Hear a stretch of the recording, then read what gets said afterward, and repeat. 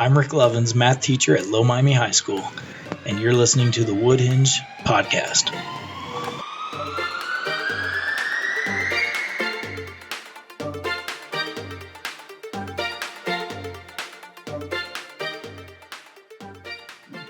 Welcome back for episode 8 of the Woodhenge podcast. I'm Mr. DeSanctis. And I'm Miss Frederick. Welcome back and happy homecoming week. Happy homecoming! Happy homecoming week. It's been an eventful week of all sorts of stuff. Parade, football game, homecoming dance, everything. Pajama day. That was my favorite day. I wasn't feeling good. I forgot. So everybody's in pajamas and I'm like in my dress pants and dress shirt like I am every other day. Oh. Yeah, definitely a missed opportunity there. I try and wear sweatpants every day. I'm like, how can I swing it? When I was looking at it last week, I have this like obnoxious T-Rex onesie.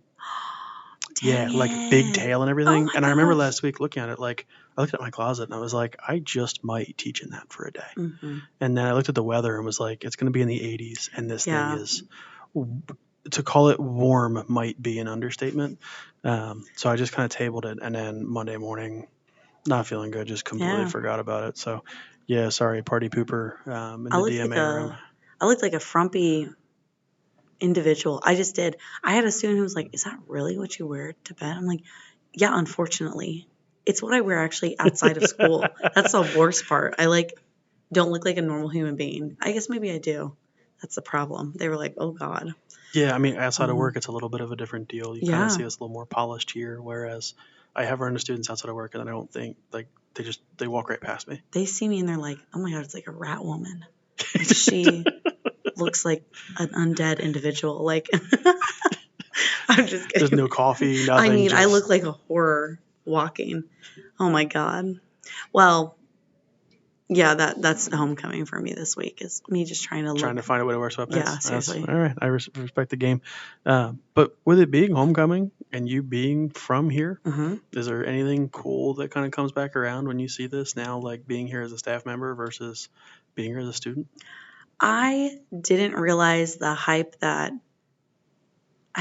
guess I didn't realize the hype when I was a kid in school of homecoming and how like even the teachers get into it and like how much that adds to the overall like fun of it. Because I know that my friends would just do it like, costumes and whatever. And then I had a lot of people who just didn't do anything. So to see the school spirit now is overwhelming. Like we had the craziest, what is today? Bring anything but a book bag day. And we never had anything like that. And it's just so fun to see everybody, kids that I would never have thought would even do Spirit Week are doing it. And I think that's so special. I had a kid drag a kayak in my room with his books in it. Mm-hmm. I saw a kid carrying a cabinet. I saw a microwave, wheelbarrow, seed spreader.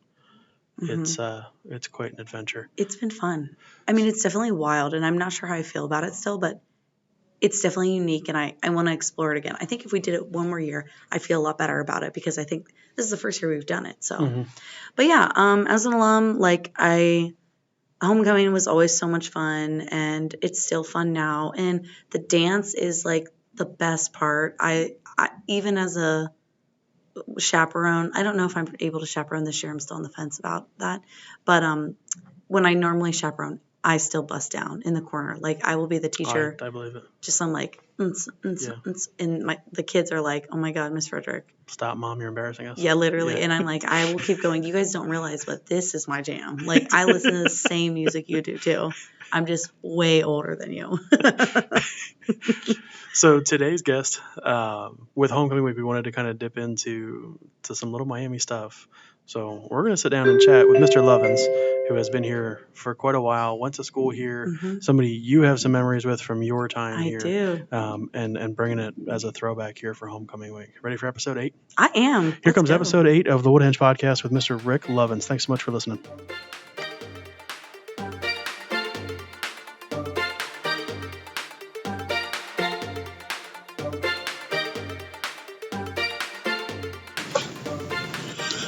You ready? I'm so ready. Let's so do ready this. Or just ready? I'm so ready. Been looking forward to this one? Yeah. Something different? Yeah. All right.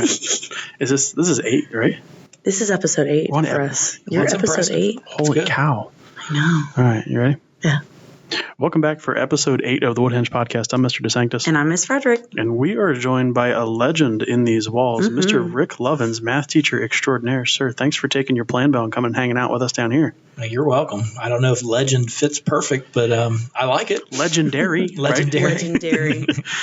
You've been around here for, her and I haven't been here that long, although you had your previous stint. I had you as a teacher. I know. I do enjoy that when I have former students come back and teach or just come back and see us. It's always nice to have that. Yeah. What was he like as a teacher? I feel like I got a lot out of your class, and I remember a specific moment, and it was so funny to me. I sat in front of my friend Sam, and she would draw little pictures and stuff on the top of my test and whatever, and then or not my test, but like my worksheet or whatever, when we were able to like work together, and I'd be like, you have to like erase it. And she wouldn't. Right. So then I remember one time I turned in the paper and you were like, you always do these little drawings and they're so sweet. And he's like, and the best part is your math is always right. And I was like, oh, good. Okay. I was so nervous, but I feel like you were really set. You had really high expectations. I think the kids in my grade, at least, we followed them to the best of our ability. I know we had a lot of goofy people in our grade. But you just set a standard and we were like, okay, that's what it is. So right. No nonsensical, but you were really funny too. Well, I try to throw that in there, but I've prided myself on, this is 25 years at Lil Miami as a teacher, and I've done AP calculus. I brought in AP stats.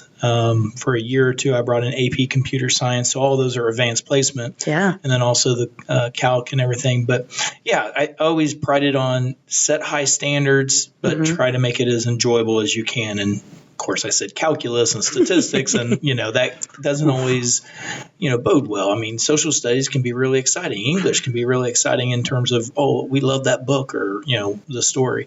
But calculus and so on. Although I enjoy it and I like to tell the backstory, but yeah. So hopefully everyone enjoys, or as many as possible can enjoy the class. I feel like I don't remember if you specifically had said that, but you had implied one time you're like, the best part about math is it is just straightforward. You always have an answer of some sort. And if there is no answer, then there's an answer for the no answer. And I was like, that's the best part. I like that. Yeah.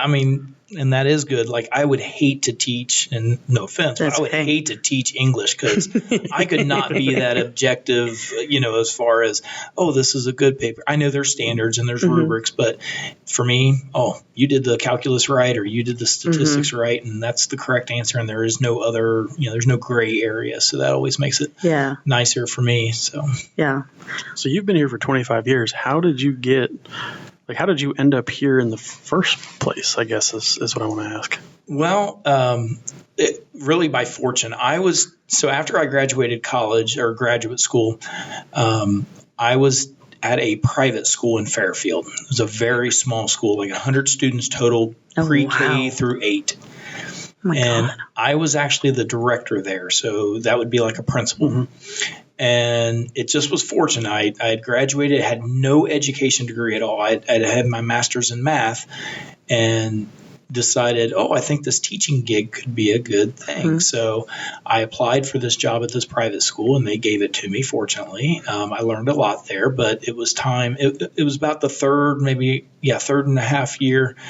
Roger Levo saw me. Which Roger Levo is a legend of math teachers here at Lil Miami. He saw me somewhere. I think it may have actually been, the first time we saw each other was at the 1992 playoff football game that was in Dayton. And we talked a little bit and reconnected. And he reached out to me and said, hey, we're having some changes. Don Muchmore, another legend, was changing from math to woodshop, which we still offered at the time. And they were like, we need a calculus teacher. And it just so happened the fortune was I said, yes, this is the time for me to change, because private schools don't have the retirement system. They don't have the benefits, et cetera. And I was like, yes, I'd like to come back to my alma mater and teach at Lil Miami. And I've been here ever since, whether they like it or not. Not going anywhere anytime soon, I guess. But 25 years is a long time. How, because you were was now the Morrow Arts Center as the high school? Not as the high school would have been the Salem, what they consider Salem Elementary. Oh, okay.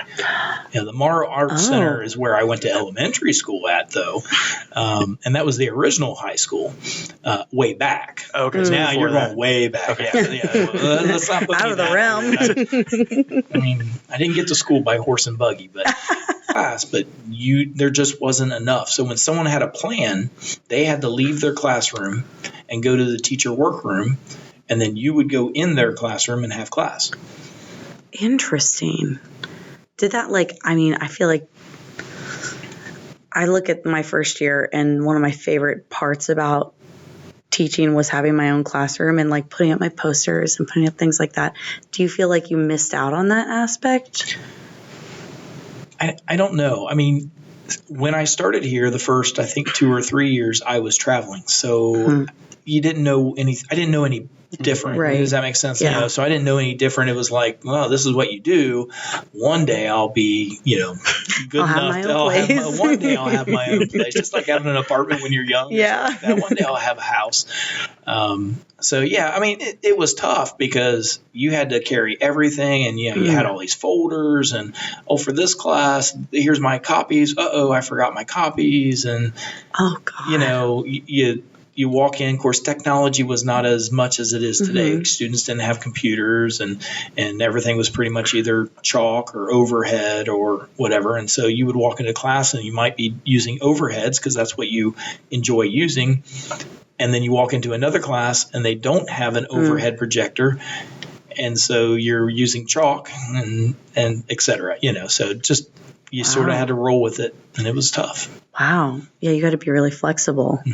Oh my gosh. So when you did get a classroom, how did that change? Like, did it change your teaching style? How did you feel about getting your own space?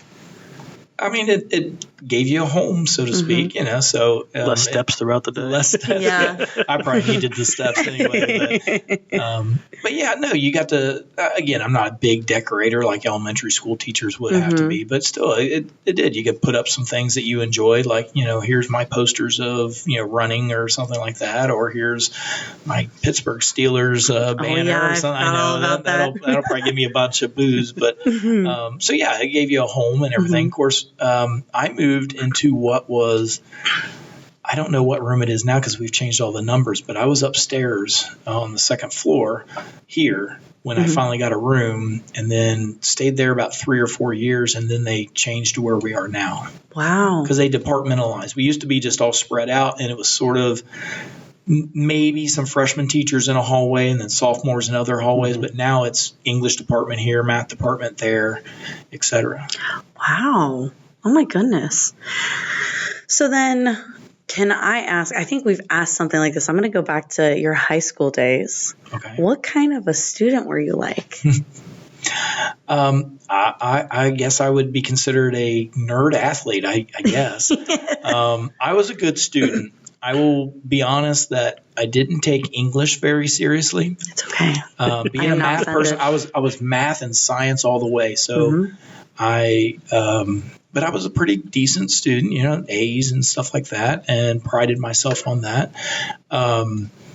But yeah, I can remember being in like English class, and we had just started having honors at that time. So the school district didn't even have honors in a lot of departments. Wow. And because I was in physics with Mr. Gray and they called it advanced math with Mr. Lapelli and things like that, that I took just regular English. And the English teacher was mad at me because she knew I could do honors English. Yeah. So I would write a paper, and it would, again, I'm not bragging, but it would be probably better than the average student. So I'd get an A.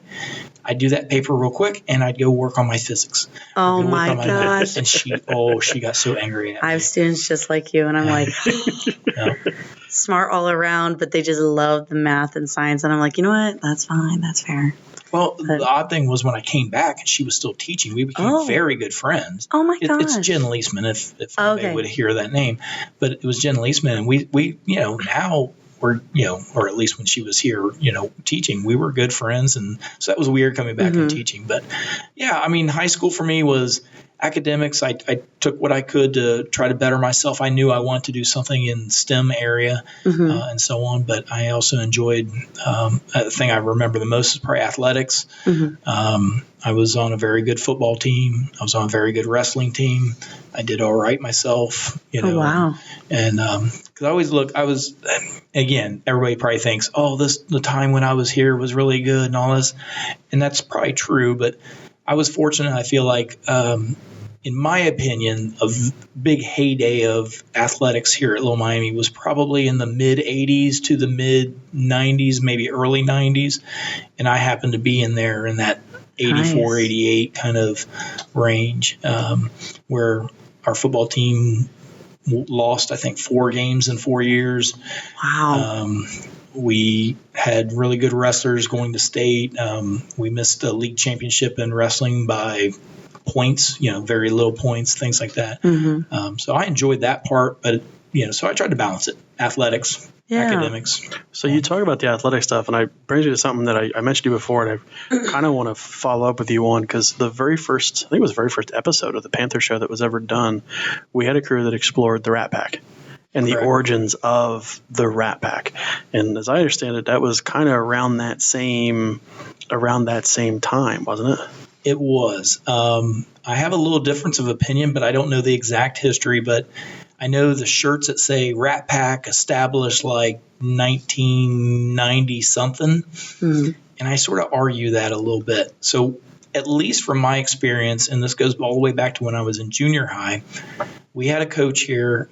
He was a coach of a softball team, Jim Lowe. It was the winningest team in Little Miami history for any sport. They finished second at state. Wow. My sister was on that team. That's why I remember so much. But he started saying, Kings is always talking about you being river rats and you're river rats. And so this is back in like 80, probably 82, 83. And he goes, you guys got to embrace that. You have to embrace being a rat. And so we did. Now, that wasn't officially a rat pack, but we started embracing this idea of being rats. I tell some of the kids some stories, and I don't know if you would want to do this today, but we would go to basketball games and big crowd and everybody, here's the rat pack or whatever you want to call it back then. And we had a friend that grew lab rats, big white lab rats. And we put one of those in a cage, and we made the cage look like a giant mouse or a giant rat. Oh my God. And we would push it out onto the court and run into the refs like before the game would start. And of course we were blind because we had dark glasses on. We'd be like, oh, sorry, we're blind. Oh no. And most of the refs would get a good kick out of it. But we were, and then we would wear white T-shirts that would spell out, homemade, that would say, RATS, three, shirts or whatever. So it was there. And then I think that's where officially at some point, maybe it was in the early 90s, probably with that 92 football team, they decided to say, this is the Rat Pack. It's okay to do it. Formalized it and so on. But that's cool. That's at least my knowledge. I love the Rat Pack. I think that's such like it is such a Little Miami thing. It really is. I know that I was talking when I did my student teaching in Athens, Ohio, I was talking to them about like what their school was because they were the Athens Bulldogs or whatever. Yeah. And I was like, well, I felt like we had 2 mascots basically. And they were like, what? And I was like, yeah, we were the Panthers, but we are really the River Rats. Yeah. And they were like, what the heck? So, yeah, that's probably cool. Is a little bit of a Little Miami thing. Now, right? I don't know if I can say this, but we used to call Kings would make fun, because back then, Kings and Little Miami, that was the rivalry. And we were calling Kings the Swamp Turds. Y'all go ahead and leave that in. Yeah, that's good. That's funny. I don't know if you want to start that back up. I don't think we would, but yeah, that's why they would call us River Rats and back and forth and things like that. So that's fun. But you're right. I'd never thought about 2 different mascots. Yeah. It kind of makes me a little jealous because where I went to school, I was the second class to go all the way through my high school. So like homecoming there, like didn't mean anything. There was nobody coming home. Like there was no school here 2 years ago. And it was a district that was split. Honestly, it was a lot like this. Our building looked the same. I told a couple kids, like, the colors looked the same. Like, it terrifies me when I come in here every day. I'm having these, like, PTSD flashbacks. Like, I'm back in high school, but we didn't have, like, a student section. Like, there was no – you had to build that tradition from scratch.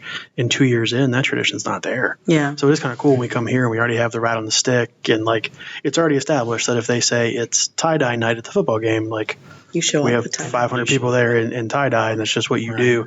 Because that was not how it was where Yeah, I bet it's where I kind of was. jarring. It's different. I mean, coming in from the college scape, like I had seen it because I've seen some really cool student sections in my day in sports. But yeah, it's different. Definitely a little Miami thing, but I feel like we do it seems like we do it pretty good. And they do a nice job of, I mean, honestly, just continuing the spirit going. And I know that helps the teams and the fans in general because, I mean, let's be honest, at times we've not done so well in certain, athletics. But they've been there and they've continued to show their pride and show their spirit, which helps everybody. Yeah. So from the time that, you were here and the Rat Pack begins and you're this monster athlete and straight A student, I don't know about that. But. what do you think is the biggest area that, like, we've seen this place change other than obviously the physical building? Like, just in my 4 or 5 years here, I've seen changes. I can only imagine what it's been over 25 years.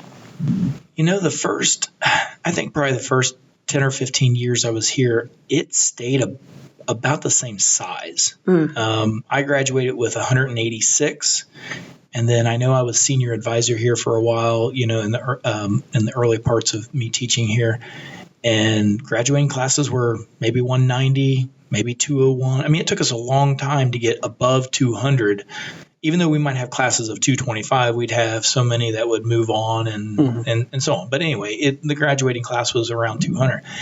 In the last, been 5-7 years, we're up to 250, 275, hitting 300.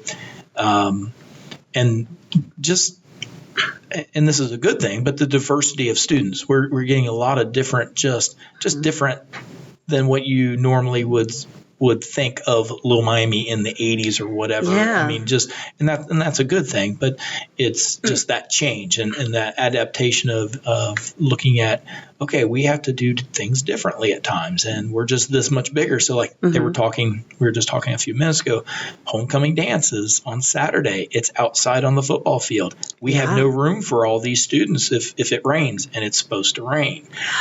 Yeah, it's like 50% now. Yeah. Oh, God. I mean, hopefully it doesn't rain for those students and not ruin their time. But the kids were asking, are we going to move it inside? We can't. We don't have the space. So just those kind of things. I mean, our homecoming dance, we could use half of the gym and we'd be okay. I mean, yeah. I do remember because first year teaching, or was it first year? When did they start going outside? It was like 2020? I think 20. Well, no, because before that, I think it was after that. No, I think he's right because COVID year. I think COVID year they decided to let's put it outside, which would have been 2020, 21. Yes, so okay, that makes sense. I was thinking 2019 because they had like inflatables in the gym, but because I was in there and I guess that year before they went outside, I was just thinking, this is like the most crowded place I've ever been in my entire life. And I was like, I don't know if I can do this again, like supervise. Right. But yeah, it's so big. I completely agree. It's nice when it's outside and it's, the good weather, nice. The weather's nice and so on. But I just think that's it. I mean, and I know it's surprising that they say that at least the plan is maybe another, we're going to be too big for this school and they're going to build another school in 5 or 6 years. And at first I was like, I don't see that really necessary. But now I'm like, ooh, we might need to, So that people don't go back on traveling wheels for their teaching and stuff. I'm so nervous about that. I'm not going to lie. I don't think that'll happen. Like, cross my fingers, but my goodness. That was the reason. But I couldn't recover. But that was the reason for it. We just didn't have enough rooms. Even when we moved to here, we moved into because it took so long to pass the levies to build the school. Yeah. That by the time they used the funding to build the school, it had gone up in cost. I don't know exactly how much, but it had gone up in so much in cost. And they were like, look, that's all we can build. Because now I don't know if you know this, but the original building did not have this wing, which is the 1230s and the 2030s, and then it didn't have the back part or the new addition. So it was down to 2 hallways, the cafeteria, etc. I mean, looked, 2 floors, but because we're down in the hallway closest to the staff parking lot, where I got Wysong across the hall, Krista Parker's next door. Yeah, we're kind of the newer ones. And I mean, they kind of blended it in really well. That it took me a little bit to realize until I saw a couple like the seams on the wall. And it's like you realize that they just butted it right up against. But but people forget that, like, oh, that part wasn't even here, back when because I have parents come back now because I've been here that long, right? But I have parents come back now with their kids or at least or former students and so on. And they're like, I don't remember this being this way. And I'm like, no, there wasn't a hallway there. There wasn't another wing. There wasn't, so. It's wild to be able to see the changes, though. I bet it's exciting. Like, I'm excited. I can't wait. I mean, not necessarily to get older, but, to see the changes. I have 2 questions for you, and they're kind of like outside of the realm of teaching. Okay. But when you're not teaching, what are some things that you like to do for fun? Well, I like to do a little bit of everything, I guess. I enjoy camping when we get a chance to do that. My wife and I like to go camping. I spend a lot of time with my new granddaughter. She's 9 months old. Congratulations. That's so exciting. My wife and I are both outdoorsy people, so we may not look it all the time, but we do kayaking. We do hiking. Nice. She does. I used to run a lot, but now I'm relegated to walking. So just being outdoors and enjoying things. We try to. My wife is not a teacher, so she's got her. Like in the summer, I'm by myself most of the time. Well, now I'm taking care of the grandbaby, but so it's different. Some people are like, my wife and I, we both teach, and we go off and we just do all these elaborate things, and my wife doesn't teach. And nice that you're over there waving, saying, I get to go off and do what I enjoy it. Because, I mean, that's how we were. I mean, my wife's been teaching since she got out of undergrad. And, I mean, we like the camping and the outdoor stuff, too. And our first, big trip was our honeymoon. I was like, I only have, 7 days of vacation. And we're trying to go to Wyoming. So what are we going to do? And it was a long drive. But now it's like, oh, okay, well, we're going to need a week to chill, sit in the pool, kind of unwind. And then do you want to get in the camper and go for a month or 2? Yeah, there's definitely some major perks. And it kind of has her and I rethinking some of our future plans of because she has her admin license. She wants to go on to admin, but she's like, I don't know that I want to lose out on that quality time that we get. The school year can be busy, but we know Christmas break and Thanksgiving break and June and July that spring breaks never line up. But June and July we're golden. Yeah, I tried to convince my wife, and she did not buy it. She's like, no. She's like, no, I'm not going in there with those teenagers. I'm not dealing with that. My wife was one of the reasons I'm teaching. She was one of the ones who was like, hey, you'd be good at it. I think you'd like it. And it's not your old job, so you got that going for you. So, oh, my goodness. Yeah, my fiance is the same way as your wife and I all summer long, I was just twiddling my fingers. And I was like, okay, I guess I'll work on my master's degree and call it a day. And I don't have any grandbabies. I don't have any babies. So I was just like, oh, dang it. I got nothing going on. So but I get that. It is tough. I mean, it's wonderful to have the time off that you get off. And when you're younger, you are probably working on your master's. I did the same stuff and so on. But now I'm a little bit, older in that. And there are things that I used to coach. I coached for about 10 or 12 years here, and now I don't coach. Stepped away from that, and so I'm trying to fill things with different things that I can do. New hobbies, and yes, so I got to find some of those non-expensive hobbies though. Oh God, I know. There's a lot of stuff to do. I feel especially in the fall, which brings me to my second question. Okay. What is your favorite fall activity? I have to know. Favorite fall activity? I'm not sure. Pumpkin carving. Do you guys do that anymore? Pumpkin carving. Do you not do that either, Mr. DeSanctis? No? That's a no. Nope.